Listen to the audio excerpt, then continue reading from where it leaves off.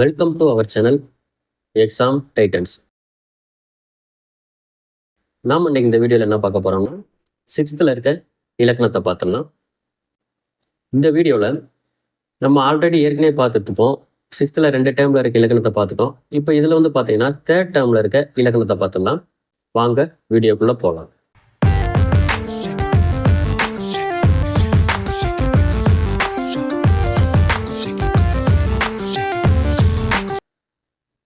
இப்போ இதில் வந்து ஃபர்ஸ்ட் இயல் என்ன கொடுத்துருக்காங்கன்னா 4 வகை சொற்கள்.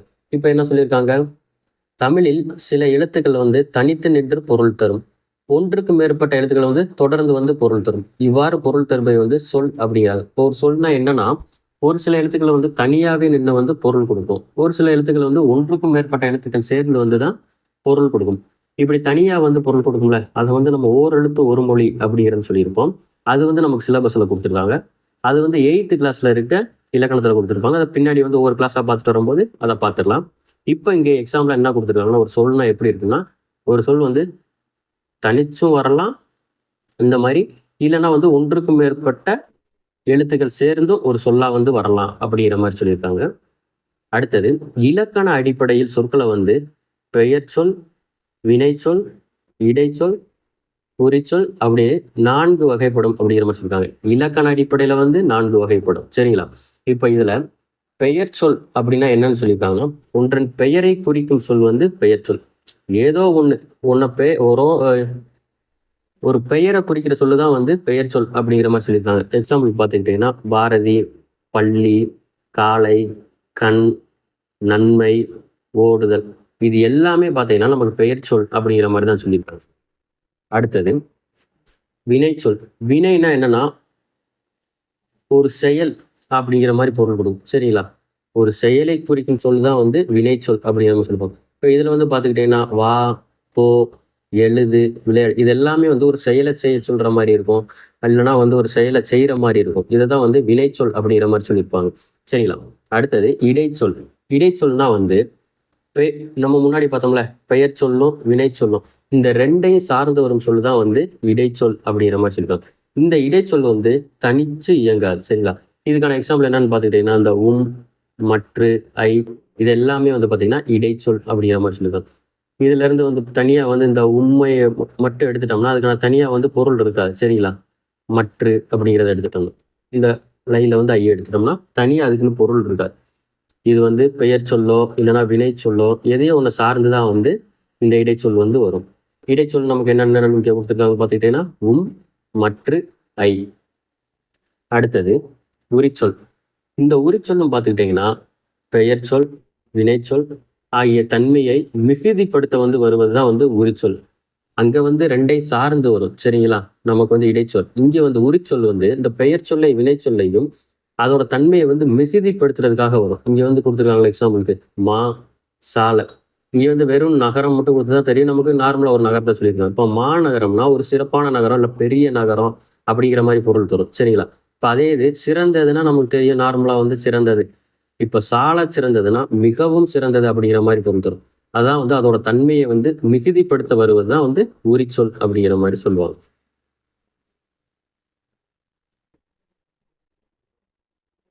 இப்போ இந்த மாதிரி தான் நமக்கு எக்ஸாம்பிளில் கேட்பாங்க. ஏதாவது ஒன்று வச்சு ஒரு 4 ஆப்ஷனை கொடுத்துட்டு இதில் எது வராது அப்படிங்கிற மாதிரி கேட்பாங்க.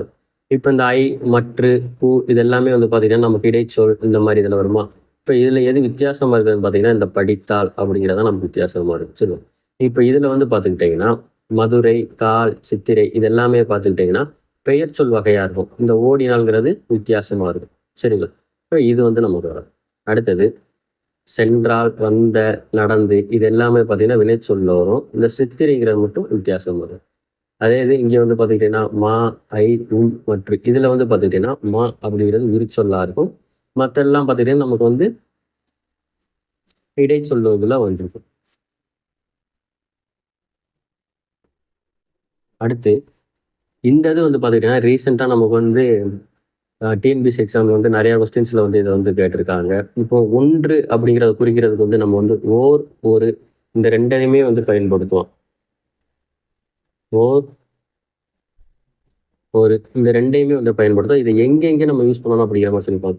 இப்போ உயிர் எழுத்துல தொடங்குற ஒரு சொல் இருக்குல்ல, அந்த சொல்லுக்கு முன்னாடி வந்து நம்ம ஓர் அப்படிங்கிற சொல்ல தான் பயன்படுத்தணும். அதே இது உயிர்மை எழுத்துல தொடங்குற சொல் இருக்குல்ல, அதுக்கு முன்னாடி வந்து பார்த்துக்கிட்டிங்கன்னா ஒரு அப்படிங்கிறத வந்து சொல்ல மட்டும்தான் நம்ம பயன்படுத்தணும். இப்போ இதுக்கு எக்ஸாம்பிள் கீழே கொடுத்துருக்காங்க பாருங்களேன். ஓர் ஊர் ஓர் இங்கே வந்து நமக்கு உயிரெழுத்து இருக்கா, இப்போ இதுக்கு முன்னாடி வந்து நம்ம ஓர் அப்படிங்கிறத தான் பயன்படுத்தணும். இங்கேயும் பார்த்துக்கிட்டிங்கன்னா ஏ இருக்கா, ஏரி, இதுக்கு முன்னாடி நம்ம வந்து ஓர் அப்படிங்கிறத பயன்படுத்தணும். இங்கே வந்து உயிர்மெய் எழுத்து இருக்கா, இதுக்கு முன்னாடி வந்து ஒரு அப்படிங்கிறத பயன்படுத்தணும். இங்கேயும் உயிர்மெய் எழுத்து, இதுக்கு முன்னாடி ஒரு அப்படிங்கிறத பயன்படுத்தணும்.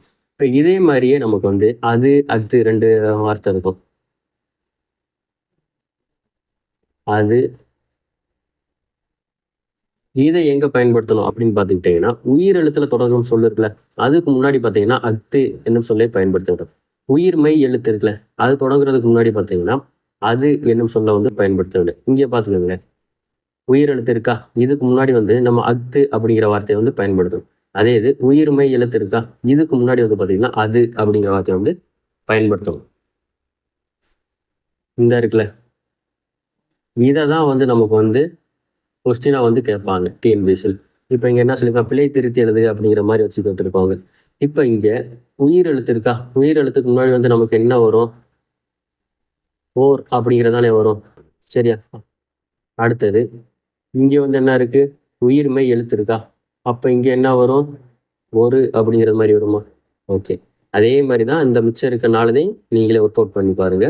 இப்படி தான் நமக்கு வந்து கொஸ்டின் வந்து வச்சிருப்பாங்க. ரீசெண்டாக இருக்க நமக்கு தகுதித்தாளா வந்து நிறைய எக்ஸாம் வச்சிருக்காங்களா தமிழை, அதுல எல்லாம் பார்த்தீங்கன்னா இந்த மாதிரி ஒரு கொஸ்டின் கண்டிப்பாக வந்து வச்சிருக்காங்க. அடுத்தது அகர வரிசை. அகர வரிசையெல்லாம் வந்து இப்படி புக்கை பின்னாடி கொடுத்துருக்கிறத வந்து நீங்கள் ஒர்க் அவுட் பண்ணி பார்த்துக்கிறது ரொம்ப நல்லதாக இருக்கும். அகர வரிசை வந்து தனியாக ஒரு கிளாஸில் பார்ப்போம். அப்போ வந்து இது எல்லாமே நம்ம சால்வ் பண்ணி பார்த்துக்கணும், சரிங்களா? இதை வந்து இப்போதைக்கு உங்களுக்கு தெரிஞ்சவங்க வந்து சால்வ் பண்ணி பார்த்துக்கோங்க.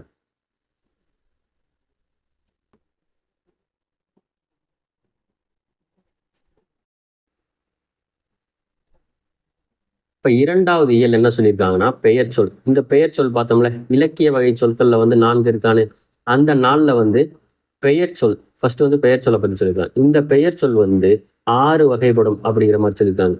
என்னென்னா பொருட்பெயர், இடப்பெயர், காலப்பெயர், சினைப்பெயர், பண்பு பெயர், தொழிற்பெயர். இப்போ பொருட்பெயர் அப்படின்னா வந்து பொருளை குறிக்கும் பெயர் பொருட்பெயர். இது வந்து உயிருள்ள பொருளா இருக்கலாம், இல்லைன்னா உயிரற்ற பொருளா இருக்கலாம், எதா வேணாலும் இருக்கலாம். அப்படி குறிக்கிறது வந்து பொருட்பெயர் இருக்கும். மரம், செடி, மயில், பறவை, புத்தகம், நாற்காலி, இது எல்லாமே பொருள் பெயர் தான். இப்போ இடப்பெயர்னா ஒரு இடத்தில் பெயரை குறிக்கும் பெயர் இடப்பெயர் அப்படிங்கிற மாதிரி சொல்லியிருப்பாங்க. இது என்ன வேணாலும் இருக்கலாம். இப்போ வந்து ஒரு இடத்த சென்னை, பள்ளி, பூங்கா, தெரு, இந்த மாதிரி எந்த ஊரை வேணாலும் குறிக்கலாம், இடத்த வேணாலும் குறிக்கலாம். இந்த மாதிரி ஒரு இடத்தை குறிக்கிறது வந்து இடப்பெயர் அப்படிங்கிற மாதிரி சொல்லியிருப்பாங்க. அடுத்தது காலப்பெயர். காலத்தை குறிக்கும் பெயர் வந்து காலப்பெயர். இதுல வந்து என்ன வேணாலும் இருக்கலாம், நிமிடம், நாள், வாரம், சித்திரை, ஆண்டு, இது எல்லாமே வந்து ஒரு காலத்தை தான் குறிக்கும். அதனால வந்து இது எல்லாமே வந்து காலப்பெயர் தான். சினைப்பெயர். அடுத்தது பொருளில் உறுப்பை குறிக்கும் பெயர் தான் வந்து சினைப்பெயர் அப்படிங்கிற மாதிரி சொல்லியிருப்பாங்க. நம்மளோட இது வந்து பார்த்துக்கிட்டீங்கன்னா கண்ணு, கை, இப்போ ஒரு மரத்துல வந்து இலை, கிளை, வேர், இது எல்லாமே இருக்குங்களா, பூ, இது எல்லாமே பார்த்தீங்கன்னா சினைப்பெயர் அப்படிங்கிற மாதிரி தான் சொல்லியிருப்பாங்க. அடுத்தது பண்பு பெயர். பண்பு பெயர் வந்து ஒரு பொருளோட பண்பை குறிக்கும் பெயர் தான் பண்பு பெயர். அதோட வந்து அளவு, வடிவம், இந்த பண்பு, இது எல்லாமே சொல்லியிருப்பாங்க. ஒரு 4-5 இது சொல்லியிருப்பாங்க, சரிங்களா? இப்போ வந்து இதுல வந்து பார்த்துக்கிட்டிங்கன்னா அதோட வட்டம், சதுரம், செம்மை, நன்மை, இது எல்லாமே பார்த்துக்கிட்டிங்கன்னா பண்பு பெயரை வந்து நமக்கு சொல்லியிருப்பாங்க. அடுத்தது தொழிற்பெயர். தொழிலை குறிக்கும் பெயர் வந்து தொழிற்பெயர் அப்படிங்கிற மாதிரி சொல்லியிருக்காங்க. இப்போ படித்தல் அப்படிங்கிறது வந்து ஒரு தொழில் தானே. அடுத்தது ஆடுதல், நடித்தல், இது எல்லாமே வந்து அல் விகுதி வந்து வரும் நமக்கு லாஸ்ட்ல. தொழில் பெயர் ஈஸியாக கண்டுபிடிக்கிறது. இது எல்லாமே பார்த்துக்கிட்டிங்கன்னா படித்தல், ஆடுதல், நடித்தல், இது எல்லாமே வரல. இந்த மாதிரி வர்றது எல்லாமே வந்து தொழிற்பெயர் தான். இங்க என்ன சொல்லியிருக்காங்க, புத்தகம் அப்படின்னா என்னது, பொருட்பெயர். பள்ளி அப்படின்னா வந்து இடப்பெயர். மாலை அப்படிங்கிறது காலப்பெயர். தலை அப்படிங்கிறது சினைப்பெயர். இனிமை அப்படிங்கிறது பண்பு பெயர். ஆடுதல் அப்படிங்கிறது வந்து தொழிற்பெயர். இப்போ இந்த பெயர் சொல் இருக்குல்ல, இந்த பெயர் சொல்ல வந்து அவை வழங்கும் அடிப்படையில பார்த்தீங்கன்னா 2 தான் சொல்றாங்களாம். என்னன்னா இடுகுறி பெயர், காரண பெயர். பெயர் சொல்ல வந்து அவை வழங்கும் அடிப்படையில வந்து 2ஆ வகைப்படுத்தியிருக்காங்க. இந்த இடுகுறி பெயர்னா நம் முன்னோர்கள் இருக்காங்களா, அதெல்லாம் சில பொருட்களுக்கு காரணமே இல்லாம பெயர் வச்சிருப்பாங்க. காரணம் இல்லாமல் பெயரிட்டு வழங்குறதா வந்து இடுகுறி பெயர்கள் அப்படின்னு சொல்லியிருப்பாங்க. மண், மரம், காற்று இதுக்கெல்லாம் எந்த காரணமே இருக்காது, பேர் ஒன்று வச்சிருப்பாங்க. அதுதான் வந்து நமக்கு இடுகுறி பெயர். இதவே வந்து நமக்கு இன்னும் 2ஆ பிரிச்சிருக்காங்க. என்னென்னா இடுகுறி பொது பெயர், இடுகுறி சிறப்பு பெயர். 2 வகையா பிரிச்சிருக்காங்க. இடுகுறி பொது பெயர்னா என்னன்னா காமனை எல்லாத்தையுமே சேர்த்து குறிக்கும். இப்போ வந்து மரம்னா அது எல்லா மரத்தையுமே சேர்த்து தான் குறிக்கும். காடுனா அதே மாதிரி எல்லா காடையும் சேர்த்து தான் குறிக்கும். ஆனா இதுக்கு எந்த காரணமே இல்லாம வந்து பேர் வச்சிருப்பாங்க. மரம்னா வந்து அதுக்கு என்ன காரணமே இல்லாம வந்து ஏதோ ஒரு பேரா இருக்கும் நமக்கு. காடுங்கிறதுக்கும் நமக்கு காரணமே இல்லாம தான் ஒரு பேரா இருக்கும். இப்போ இந்த மரங்கிறது வந்து எல்லா மரத்தையும் சேர்த்து தான் குறிக்கும். அதே மாதிரி இந்த காடுங்கிறதும் எல்லா காடையும் சேர்த்து தான் குறிக்கும். இப்படி இருக்கிறது வந்து இடுகுறி பொது பெயர். இதே இது இடுகுறி சிறப்பு பெயர்னா இந்த இருக்குல்ல, இதுக்குள்ள ஒண்ணு சிறப்பிச்சு சொல்லியிருப்பாங்க. இப்ப இங்க பாருங்களேன், மா அப்படின்னா மாமரம் அப்படிங்கிறது இந்த மரத்துக்குள்ளே தனியா ஒண்ணு சொல்றாங்களா, மாமரம் அப்படின்னு. அதே மாதிரி கருவேலங்காடு அப்படிங்கிறது, காடுங்கிறது பொதுவா எல்லாத்தையும் குறிக்கும். இப்ப இந்த கருவேலங்காடுங்கிறது இதை மட்டும்தான் குறிக்கும், கருவேலங்காடு அப்படிங்கிறது. அப்ப இது வந்து இடுகுறி சிறப்பு பெயர். சரிங்களா? அடுத்தது காரண பெயர். முன்னோர்கள் எல்லாம் சில பொருளுக்கு காரணம் கருதி பெயரிட்டார். இது வந்து காரண பெயர்னு சொல்றாங்க. சரிங்களா? இப்ப நாற்காலி, கரும்பலகை இதெல்லாம் பார்த்தீங்கன்னா, நாற்காலினா வந்து என்ன, 4 கால் இருக்குமா, அதனால இதுக்கு பேர் நாற்காலி. கரும்பலகைன்னா அதோட கலர் வந்து கருப்பா இருக்கா, அதனால வந்து அது கரும்பலகை அப்படிங்கிற மாதிரி சொல்லியிருப்பாங்க. சரி, இப்ப இதையும் வந்து 2 வகையா வந்து பிரிச்சிருப்பாங்க. என்னென்னா காரண பொது பெயர், காரண சிறப்பு பெயர். காரண பொது பெயர்னா அதே மாதிரி தான் முன்னாடி பார்த்த மாதிரி பொதுவா வந்து எல்லாத்தையும் சேர்த்து குறிக்கும். இப்ப இங்க வந்து பாருங்களேன், பறவை அணி. பறவைனா பறக்கிறதுனால அதுக்கு பேர் பறவை. அணினா அணிந்து கொள்றதுனால அதுக்கு பேர் அணிகலன் அப்படிங்கிற மாதிரி அணி அப்படிங்கிற மாதிரி சொல்லியிருக்காங்க. சரிங்களா? இப்ப இந்த பறவைக்குள்ளே வந்து நிறைய வகை இருக்கா, அதுல ஒன்றை தனியா சொல்றதா வந்து காரண சிறப்பு பெயரா இருக்கும். இந்த அணிகலனுக்குள்ளே அதே மாதிரி ஒன்றை தனியா சொல்றதா வந்து பார்த்தீங்கன்னா காரண சிறப்பு பெயரா இருக்கும். எக்ஸாம்பிள் கொடுத்துருப்பாங்க பாருங்களேன். இந்த காரண சிறப்பு பெயர் குறிப்பிட்ட காரணமுடைய எல்லா பொருட்களும் ஒன்றை மட்டும் சிறப்பாக குறிப்பது காரண சிறப்பு பெயர். வளையல் இருக்கா, இது வந்து பார்த்தீங்கன்னா இப்போ நம்ம இதுக்கு முன்னாடி பார்த்தோம்னா அணி பார்த்தோம்னா, அணிங்கிறது வந்து பார்த்துக்கிட்டீங்கன்னா இது வந்து காரணம் பொது பெயரா இருக்கும். எல்லா அணிகளையும் சேர்த்து குறிக்கிற மாதிரி. இப்போ அதுக்குள்ளே வந்து வளையல்ங்கிறது வந்து கையில மட்டும் அணிகிறோமா, தனியா ஒரு அணிகளான சொல்லுதா, இது வந்து காரண சிறப்பு பெயர்னு சொல்றாங்க. இப்போ மரங்கொத்தி, இதுக்கு முன்னாடி பறவைங்கிறது பார்த்தோமா, பறவைங்கிறது வந்து காமனா எல்லா பறவையும் சேர்த்து குறிக்கும். இது வந்து காரண பொது பெயர். சரிங்களா? இப்போ அதே அதுக்குள்ள தனியா ஒன்று சொல்றாங்களா, மரங்கொத்தி பறவையை தனியா சொல்றாங்களா, அப்ப இது வந்து காரண சிறப்பு பெயர். இப்போ இங்க என்ன சொல்லியிருக்காங்க, இடுகுறி பொது பெயர் தான் கேட்டிருக்காங்க. சரிங்களா? இப்போ இதுல என்ன வரும், மண் அப்படிங்கிறதா வருமா, பறவை காரண பெயர், முக்காலிங்கிறது காரண பெயர், இதுவும் காரண சிறப்பு பெயர். அடுத்தது காரண பெயர் கேட்டிருக்காங்களா,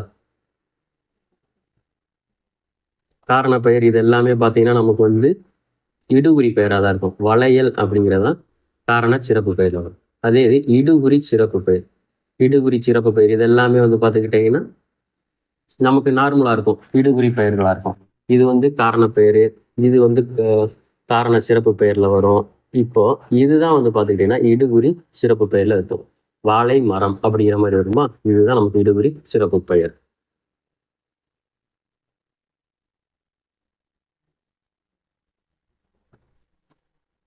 இங்கேயும் கொடுத்துருக்காங்க பாருங்களேன், இந்த அகர வரிசை.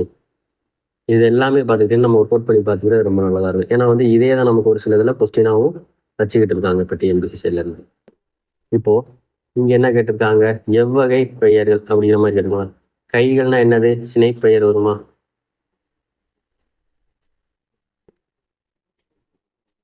இங்க என்ன சொல்லிருக்கோம், அடைதல். அடைதல்னா தொழிற்பெயர்.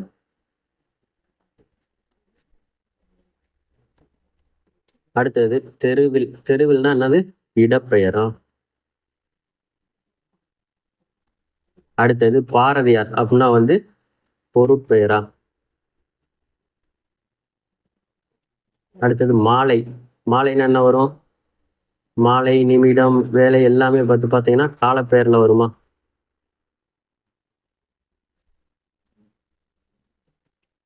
அடுத்தது அன்பு அப்படிங்கிறது வந்து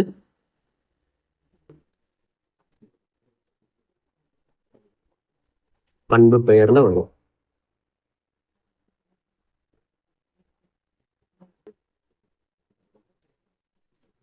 இப்போ இதுதான் வந்து நமக்கு சிலபஸ்லயும் கொடுத்துருக்காங்க. அறம்னா இந்த அறம் வந்து பார்த்துக்கிட்டீங்கன்னா என்னன்னா வந்து ஒரு கருவியை குறிக்கும்.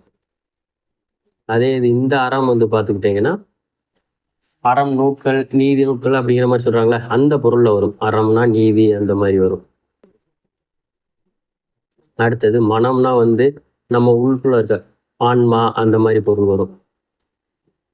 இந்த மனம் பார்த்துக்கிட்டீங்களா இது வந்து நறுமணம் அந்த மாதிரி ஸ்மெல்லு நம்ம சொல்லுவோம்ல அந்த இதுல வந்து வரும்.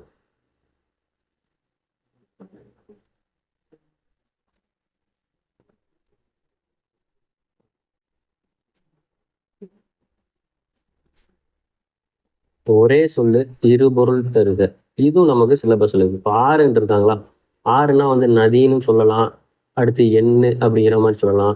ஆறுங்கிறதுக்கு வழின்னு ஒரு பொருளும் இருக்கு. சரிங்களா, இப்போ இந்த திங்கள் இருக்கா, திங்கள்னா என்னென்ன சொல்லலாம்னா நிலவு மாதம் இந்த பொருள்லாம் வந்து திங்களுக்கு வரும். அதே இது ஓடுக்கு வந்து பார்த்துக்கிட்டிங்கன்னா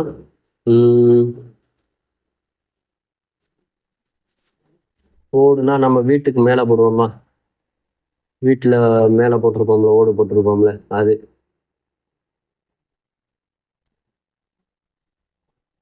வீட்டில் கூரையில் போட்டிருப்போம்ல ஓடு அது. அடுத்தது வந்து பார்த்துக்கிட்டிங்கன்னா ஓடுறது ஓடுதல். நகைனா வந்து சிரிப்பு ஒன்று ஒரு பொருள். இன்னொன்று வந்து பார்த்துக்கிட்டிங்கன்னா அணிகலன்ல இருக்கும்.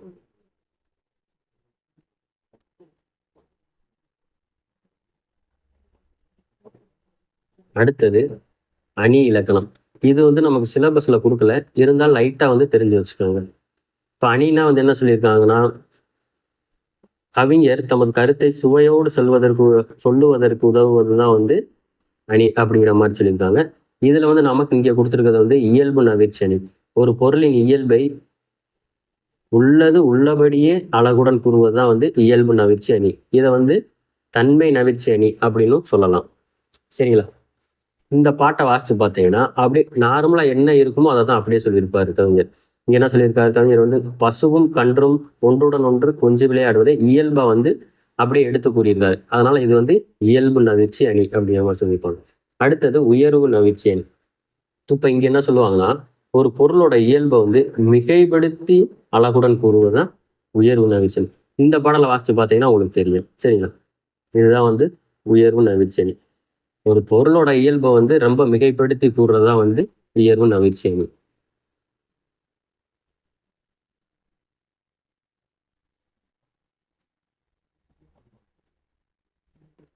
இதுலயும் அதே மாதிரி அகர வரிசை கொடுத்துருக்காங்க. இதை வந்து நீங்க ஒர்க் அவுட் பண்ணி பார்த்துக்காங்க. அவ்வளோதான் 6th இருக்க 3rd டேர்மில் இருக்க இலக்கணம். ஸோ இதோட வந்து 6th இருக்க இலக்கணம் வந்து முடிஞ்சுச்சு. நம்ம வந்து ஃபஸ்ட்டு ஸ்கூல் புக்கில் இருக்க இலக்கணத்தை எல்லாம் வந்து ஒவ்வொரு கிளாஸ் வைஸாக வந்து ஃபுல்லாக கம்ப்ளீட் பண்ணிடணும் 6th to 12th வரைக்கும். அதுக்கடுத்து நீங்கள் பார்த்தீங்கன்னா சிலபஸ் வைஸாக நமக்கு எங்கெங்கே எந்தெந்த ஸ்கூல் புக்கில் கவர் ஆகுங்கிறத ரிவிஷன் பண்ணும்போது ஒவ்வொன்றா வந்து கரெக்டாக நீங்கள் ரிவிஷன் பண்ணிக்கிட்டீங்கன்னா நல்லா யூஸ்ஃபுல்லாக இருக்கும். சரிங்களா, இதுக்கான பிடிஎஃப்லாம் வந்து வீடியோ கீழே கொடுத்துருக்கோம். வேணுங்கிறவங்க டவுன்லோட் பண்ணி பார்த்துக்கோங்க. தேங்க்யூ ஃபார் வாட்சிங்.